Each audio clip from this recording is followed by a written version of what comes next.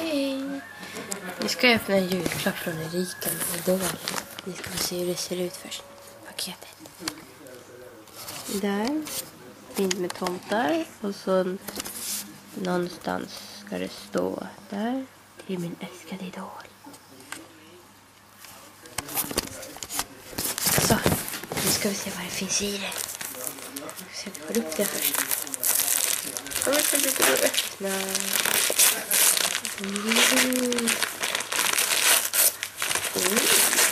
Väl paketerat kan man säga att det var i alla fall.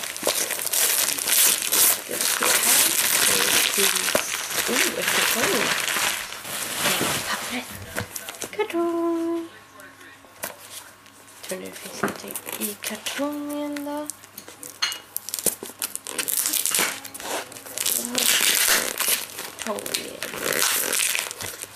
Vi fuskar, vi tar en sax.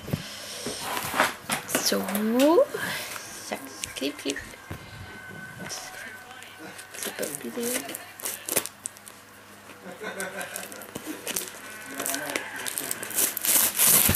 Ja, nästan.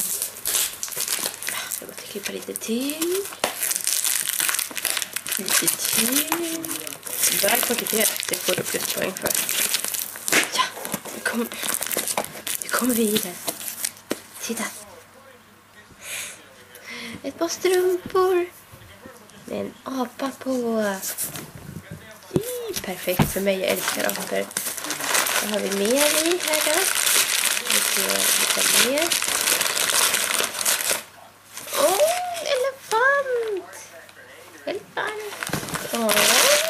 Perfekt för mig, jag älskar elefanter. Vad är det här? En elefant till! Ja! Shit, det var inte lite paket eller? Vad är det här? En elefant! Vad fin den är! Elefant! Det var några till. Vad är det här? Elefant! Eller den bredvid där. Där.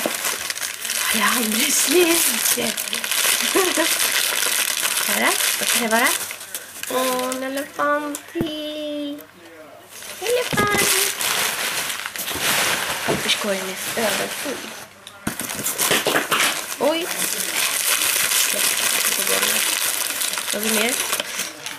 En elefant. Härligt. Det är inte så. En elefant. Jag undrar om jag älskar elefanter. Nej, elefant. Vad är det här? Elefant. Den är så här är det. Kan det vara en elefant? Titta. Elefant.